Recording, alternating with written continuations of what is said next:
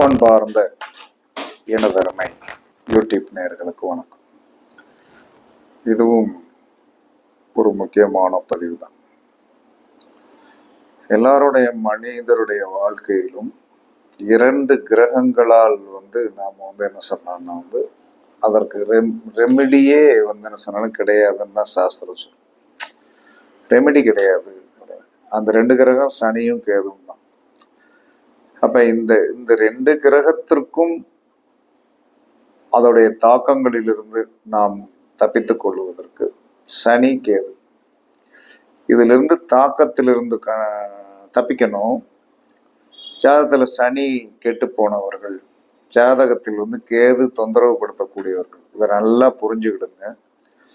உங்களுக்கு வாழ்க்கையில கொஞ்சம் மாற்றம் வேணும், ஒரு விரக்தியிலிருந்து தப்பிக்கணும், பிரச்சனையிலிருந்து தப்பிக்கணும் அப்படின்னு நினைச்சீங்கன்னா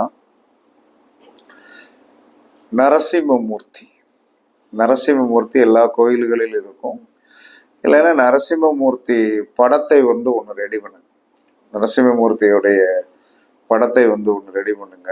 ரெடி பண்ணி நம்ம கும்பிட்டுட்டு என்ன சொன்னா அதை பீரோக்குள்ள கூட வச்சுட்டு திரும்ப நம்ம எடுத்துக்கணும். நமக்கு எப்பெல்லாம் தெய்வத்துடைய கடாட்சம் தேவைப்படுகிறதோ அப்பையெல்லாம் அந்த தெய்வத்தை எடுத்து வைத்து நாம் கும்பிட்டுட்டு நம்ம என்ன சொன்னா பூஜை ரூம்லேயே என்ன சொல்லலாம்னா ஒரு நல்ல பட்டு துணியில சுத்தி வச்சுக்கிட்டா எந்த பிரச்சனையும் கிடையாது. ஏன்னா எல்லா நேரத்திலும் தெய்வத்திற்கு சின்ன உணவு நாள் நம்ம வச்சுட்டே இருக்கணும். ஒவ்வொரு நாளும் காலையில வைக்கணும், சாயந்தரம் வைக்கணும். ஏதோ ஒரு சின்ன என்ன ஒரு 100 மில்லி பால் நாள் வைக்கணும். இல்லைன்னா ஏதோ ஒரு சின்ன இனிப்பு நாள் வைக்கணும். இல்லைன்னா சின்ன இனிப்பு பல நாள் வைக்கணும். அதான் பூஜ்ஜிரம். உங்களுக்கு சுவிட்ச வேண்டும் என்று சொன்னால் நித்தமும் இனிப்பு வைக்கலாம். இனிப்பான வாழ்க்கை வேணும்னா நீங்கள் நித்தமும் இனிப்புல செய்யப்பட்ட அந்த பலகாரத்தை உங்க பூஜை ரூம்ல வச்சு பாருங்க. எந்த கோவிலுக்கு நீங்கள் போனாலும் லட்டுவோ பூந்தி இது யாரும் ஒதுக்க மாட்டாங்க, ஒதுக்க முடியாது. இப்போ லட்டு வாங்கி கொடுத்தாலும் சரிதான், பூந்தி வாங்கி கொடுத்தாலும் சரிதான், அந்த இடத்தில் என்ன சொன்னான்னா அந்த தெய்வம் உங்களுக்கு வசியப்படும். அதனாலதான் கோவில்களில் என்ன செஞ்சாங்கன்னா பிரசாதத்தை இனிப்பாக வைத்தார்கள். அந்த தெய்வம் வசியப்படும். இதை எப்படி அப்படின்னா ஒரு இடத்துல ஒரு கோவில்ல ஒரு பிரச்சனை, ஒரு நபருக்கும் அந்த கோவில் நிர்வாகத்திற்கும் பிரச்சனை. அப்ப என்கிட்ட அந்த நபர் கேட்கிறாரு, சார் அந்த இடத்துக்கு நான் போயே ஆக வேண்டிய கட்டாயம். அதே சமயத்துல என்ன சொன்னான்னா நான் எவ்வளவுதான் அந்த இடத்துல செய்தாலும் என்னை மதிக்கவும் மாட்டாங்க. ஆனால் அந்த தெய்வத்திற்கு நான் உண்மையானவனாக இருக்க விரும்புகிறேன். அந்த தெய்வத்தை போய் நான் கும்பிட்ட பிறகுதான் சார் எனக்கு வாழ்க்கையில் பெரிய ஏற்றங்கள் கிடைச்சது. இன்னைக்கு யாரோ ஒரு நிர்வாகம் பண்ணுகின்றவன் நம்மளை மதிக்கலைங்கிறதுக்காக எனக்கு அந்த தெய்வத்தை விட்டு நான் அகழுவதற்கு மனமில்லை. இப்போ ஒரு வழி சொல்லுங்க அப்படின்னு கேட்டார். ஒண்ணுமே நான் எப்பெல்லாம் அந்த கோயிலுக்கு போறியா, ஒரு 1/2 கிலோ பூந்தி வாங்கி கொண்டு கொடுத்துரு. அப்ப 1/2 கிலோ பூந்தி அல்லது 1/2 கிலோ லட்டு, எனி ஒன், இதை நீ ரெகுலரா செஞ்சுட்டே வா. அந்த இடத்தில் ஒன்னு எல்லாரும் ஏற்று பார்க்க ஆரம்பிச்சிருவோம். அந்த இடத்துல எல்லாரும் ஏற்று பார்க்க ஆரம்பிச்சிருவான். என்ன காரணம்னா அந்த இனிப்புக்கு அவ்வளவு மரியாதை உண்டு. அதனாலதான் பூஜை ரூமில் இனிப்பான குடும்பம் ஆக வேண்டும் என்று சொன்னான். குடும்பத்தில் இனிப்பான நிகழ்வுகள் நடக்க வேண்டும் என்று சொன்னால், சங்கடங்கள் தீர வேண்டும் என்று சொன்னால், கஷ்டங்கள் தீர வேண்டும் என்று சொன்னால், தயவு செய்து உங்கள் வீட்டில் கடையில் போட்ட இனிப்பு நான் என்ன சொன்னேன்னா எப்படின்னா நீங்க என்ன நினைப்பீங்கன்னா கடையில இப்போ ஒரு பூந்தி போட்டிருந்தாலோ எதுவும் போட்டிருந்தாலோ ஒரு 5-6 நாள், இப்படி 3 நாள் 4 நாள் ஆயிரும் அது விற்கிறதுக்கு. அதை வாங்கிட்டு வராதிங்க. கடையில அன்னாடு என்ன சொல்றாங்கன்னா இனிப்பு வடை ஒன்று போடுவாங்க. இப்போ எங்க ஊர்ல கழுகு மண்டையில எல்லாம் ரெகுலரா போடுறாங்க. அதுல ஒண்ணு வாங்கி கொண்டாந்து வைங்க. 10 ரூபா தான், வாங்கி கொண்டாந்து வைங்க. காலையில இனிப்பு வச்சீங்கன்னா சாயந்தரம் பழம் வைங்க வீட்டுல பூஜை ரூம்ல. நீங்க தான் சாப்பிட போறீங்க, வேற யாரும் சாப்பிட போறது இல்லை, குழந்தைகள் சாப்பிடுவீங்க. இந்த காலையில இனிப்பு வச்சிடணும், சாயந்தரம் பழம் வைக்கணும். உங்க பூஜை ரூம்ல வந்து அழகா வச்சிருங்க. வச்சிட்டீங்கன்னா உங்கள் வீடு வந்து என்ன சொன்னா சந்தோஷமான ஒரு நிலைமைக்கு கண்டிப்பாக வரும். சங்கடமான நிலைமையில் இருந்து வந்து கண்டிப்பாக மாறும். இதுதான் நிவேதானத்துடைய உண்மையான ரகசியம்.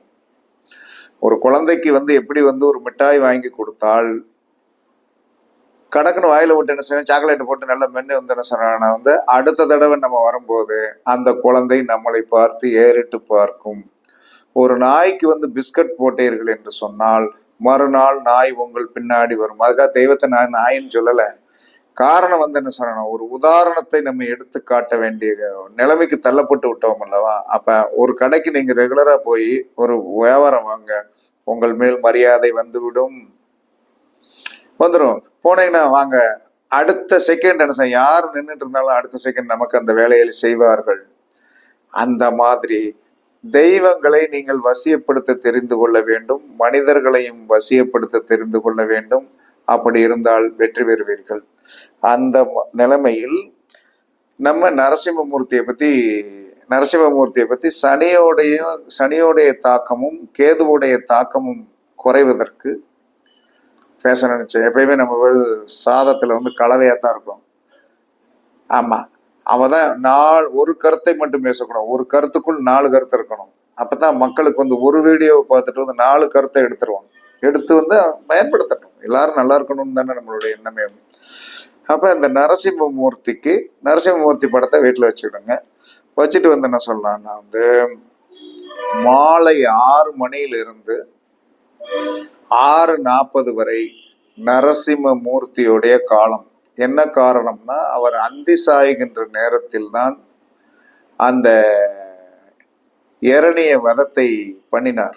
அவன் வரம் கேட்டு வச்சிருந்தான். என்ன வரம் கேட்டு வச்சிருந்தான், பகலிலும் என்னை கொல்லக்கூடாது, இரவிலும் என்னை கொல்லக்கூடாது, அந்த டயத்துலதான் மனித ரூபத்தில் உள்ள மனிதனால் கொல்லக்கூடாது அப்படின்னு வரம் வாங்கி வச்சுட்டான். ஏன்னா இறைவன் தான் இந்த வரத்தை கொடுத்தது.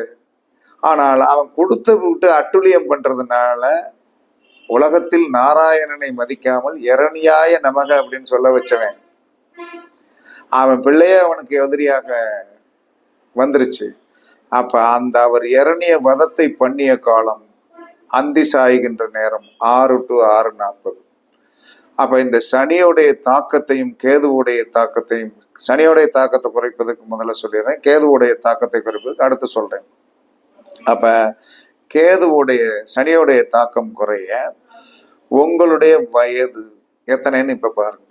50 வயதுனா 50 மிளகு, 50 மிளகுனா 50 கிராம் இல்ல, 50 எண்ணிக்கை, 50 எண்ணிக்கை. 45னா 45 மிளகு. 20 வயதுனா 20 எண்ணிக்கை மிளகு ஒரு சிகப்பு துணியில் கட்டி அதுல வந்து என்ன சொல்லலாம்னா வந்து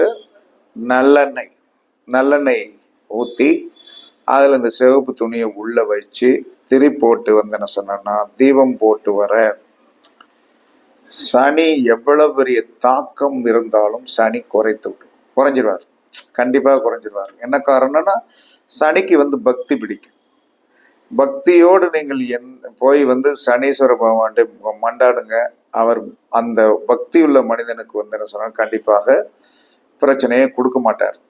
அப்ப சிவப்பு துணியில வந்து உங்க வயது எண்ணிக்கையில் மிளகை வந்து சிவப்பு துணியில கட்டி அதை வந்து ஒரு பெரிய அகலா இருக்கணும், அதுல நல்லெண்ணெய் ஊற்றி உள்ள போட்டு வந்து நீங்க கோயில்ல கொண்டு போய் என்ன நரசிம்மமூர்த்திக்கு முன்னாடி பொருத்தி விட்டுட்டு வந்தாலும் சரிதான், அல்லது வீட்டில் 6 to 6:40 நீங்கள் பொருத்தி விட்டாலும் என்ன நடக்கும், சனியுடைய தாக்கம் குறையும், தொழிலில் இருக்கின்ற பிரச்சனை குறையும், கஷ்டம் குறையும், முடக்கு குறையும். கை கால் வலியும் இடுப்புக்கு கீழ் இருக்கின்ற பிரச்சனைகளுக்கு எல்லாம் காரணமே சனீஸ்வர பகவான் தான். அந்த சனீஸ்வர பகவான் அந்த முடக்கு வாதத்தை கண்டிப்பாக எடுப்பார். சில பேருக்கு இப்ப எல்லாம் சம்மணம் போட்டே உட்கார முடியாத ஒரு நிலைமையில தான் இருக்கும். அப்ப சம்மணம் போட போட பெரிய வெற்றி கிடைக்கும். உக்கி போட போட துட்டு வரும், பணம் வரும். உக்கி போட போட வந்து பணம் வரும், இதை யாருக்கும் தெரியாது.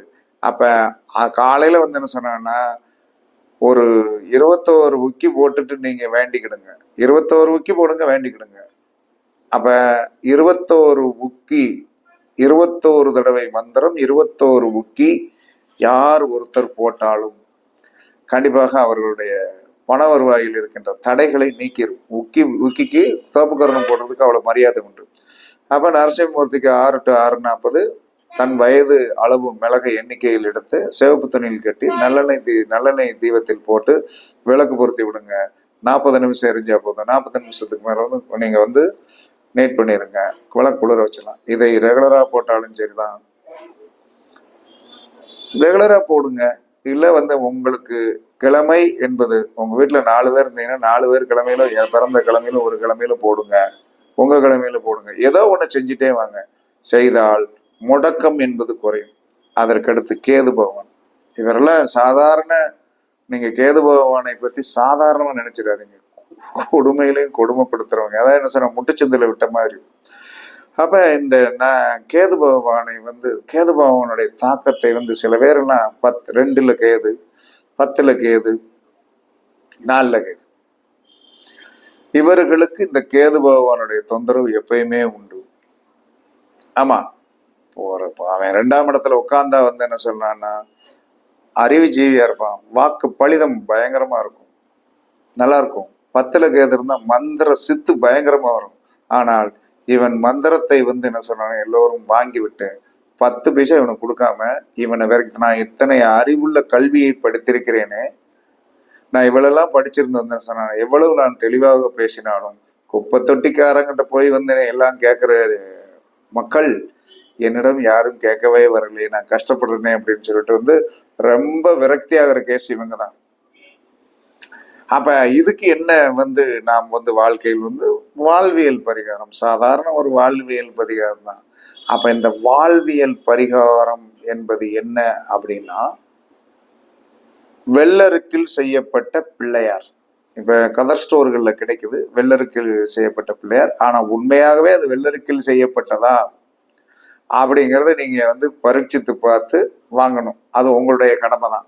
அப்ப எந்த ஒரு வீட்டில் வந்து பூஜை ரூம்லயோ வீட்டுடைய சென்டர் காலில் வந்து மேல் மட்டத்தில் வந்து ஏதாவது ஒரு இடத்துல நம்ம கை எட்டுற மாதிரி, அதே சமயத்துல மரவு இருக்கிற மாதிரி மறைஞ்சுதான் இருக்கும். அதுல வெள்ளருக்கம் பிள்ளையார் வைத்து நித்தமும் 2 பத்தி, எப்பயுமே காலையில 2 பத்தி காட்டணும், நைட் 2 பத்தி காட்டணும்.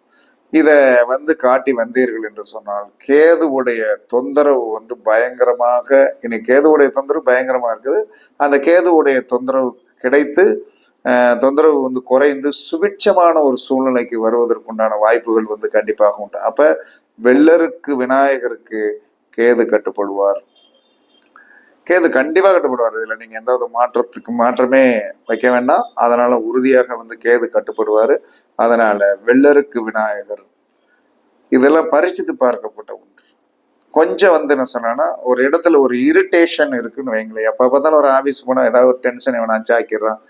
நீங்க எங்க உங்க ஒரு அரசாங்க அலுவலகத்தில் வேலை பார்த்தாலும் உங்களுக்குன்னு ஒரு சேர் டேபிள் இருக்கும், உங்களுக்குன்னு வந்து என்ன சொன்னா ஒரு லாக் அண்ட் கீ இருக்கும்.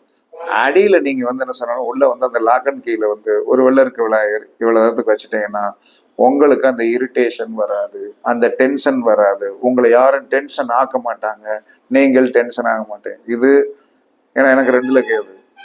இத்தனை இதெல்லாம் வந்து பட்டாளுதான். அதனால இந்த வெள்ளருக்கு விநாயகருக்கு அவ்வளவு ஒரு சூழ்நிலையை சரி பண்ணி கொடுக்கக்கூடிய ஒரு சக்தி வந்து வெள்ளருக்கு விநாயகருக்கு உண்டு. நரசிம்மூர்த்திக்கு வந்து 6 to 6:40 வந்து என்ன சொல்றாங்கன்னா வந்து ஒரு மண்கிளியின் சட்டியில தன் வயதுக்கு உண்டான மிளகு எண்ணிக்கையில் போட்டு சிவப்பு துணியில் கெட்டி போட்டு தீபம் ஏற்றி வழிபாடு செய்தீர்கள் என்று சொன்னால் சனியோடைய தாக்கங்கள் வந்து கண்டிப்பாக குறையும். கேதுவும் சனியுமே உலகத்தில் பிரச்சனைக்குரியவர்கள். இந்த பிரச்சனைக்குரியவர்களை இப்படி நம்ம சமாளிக்கலாம். கண்டிப்பாக சக்சஸ் நடக்கும், பிரச்சனை இருக்காது, எந்த பாதிப்பு தன்மையும் இருக்காது. பரிசித்து பாருங்கள், கண்டிப்பாக உங்களுக்கு வெற்றி கிடைக்க வாழ்த்துக்கள் கூறி உங்களிடமிருந்து விடைபெறுவது சிப்பிப்பாறை ஜோதிட அரசு. ஆதி ராகவன் ஜெயபாலாஜி. சுகமே சொல்க, சுகமே சொல்க. வாழ்க வளமுடன், வாழ்க வளமுடன். வணக்கம், வணக்கம், வணக்கம், வணக்கம், வணக்கம்.